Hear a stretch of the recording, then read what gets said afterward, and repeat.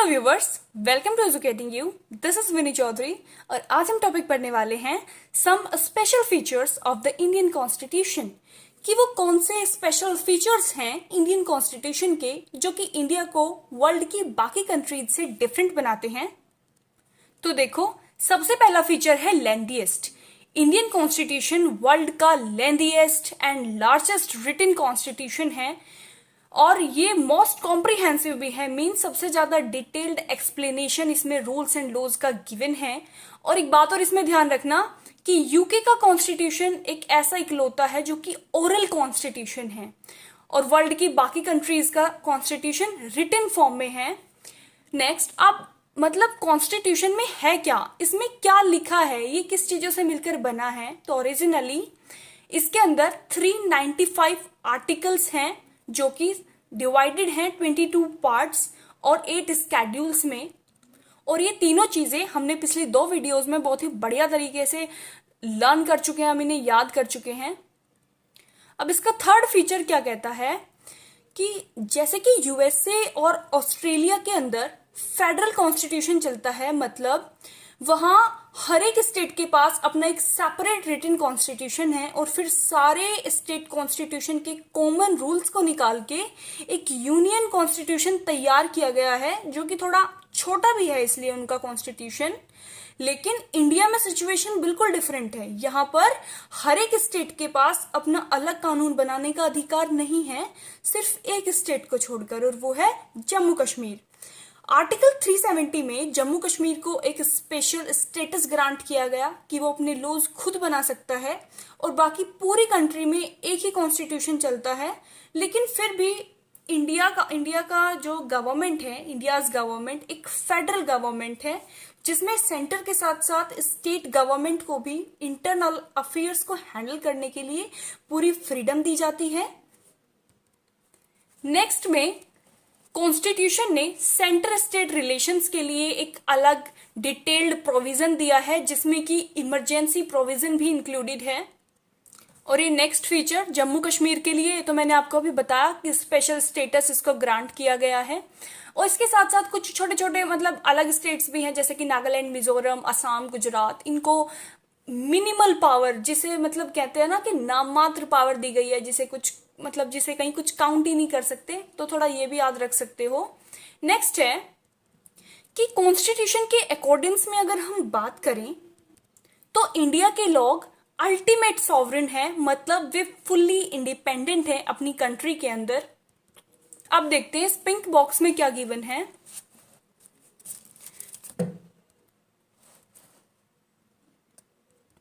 ये कहता है कि नंबर ऑफ आर्टिकल्स कॉन्स्टिट्यूशन में हमेशा 395 ही रहेंगे, लेकिन अगर कुछ इसमें ऐड या सब्ट्रैक्ट होता है तो वो अल्फाबेटिकल फॉर्म में होगा। फॉर एग्जाम्पल कि आर्टिकल 31 में जैसे कि कुछ एडिशन हुआ था तो हमने बोला था कि 31A, 31B एंड 31C।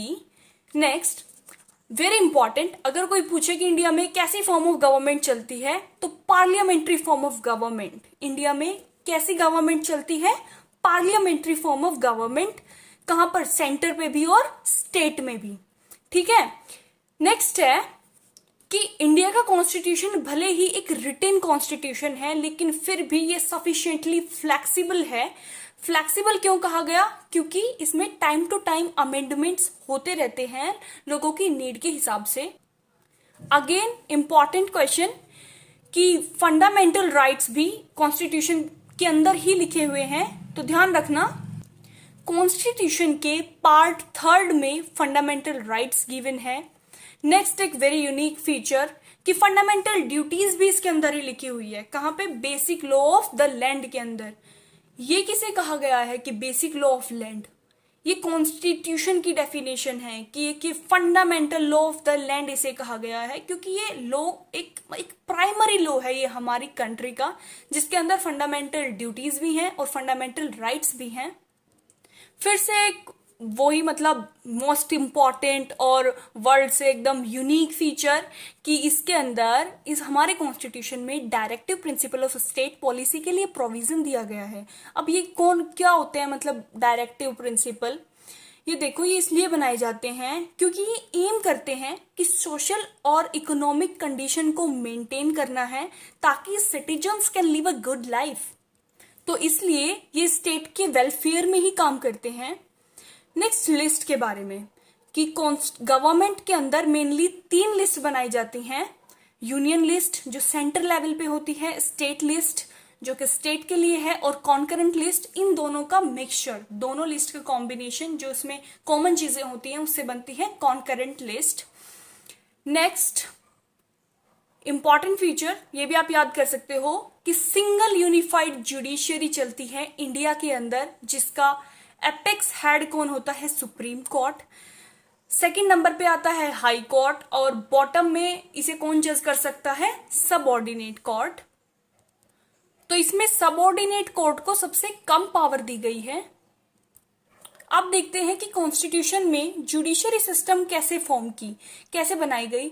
तो American system of judiciary supremacy और British principle of parliamentary supremacy, इन दोनों का बैलेंस लिया गया और तब जाके इंडियाज जुडिशरी सिस्टम फॉर्म किया गया। अब बात करते हैं कॉन्स्टिट्यूशन के मोस्ट रिमार्केबल फीचर की। इसमें क्या है कि acquires a unitary character during the time of emergency, कि इमरजेंसी के केस में यहाँ पे सेंटर और स्टेट गवर्नमेंट एक होके फैसला लेती है। नेक्स्ट है राइट टू वोट के लिए, कि तब एक एडल्ट 18 इयर्स का हो जाए तो उसके पास राइट टू इलेक्ट रिप्रेजेंटेटिव का अधिकार आ जाता है, मतलब राइट टू वोट के लिए वो एलिजिबल हो जाता है। कॉन्स्टिट्यूशन के अकॉर्डिंग इंडिया एक सेक्युलर स्टेट है, means it is officially neutral in matters of religion. यहां पे कोई किसी को डिस्क्रिमिनेट नहीं कर सकता। फिर ये नेक्स्ट फीचर है रिजर्वेशन ऑफ सीट्स के लिए, कि एससीज एसटीज के लिए सीट्स भी रिजर्व कराई जाती हैं।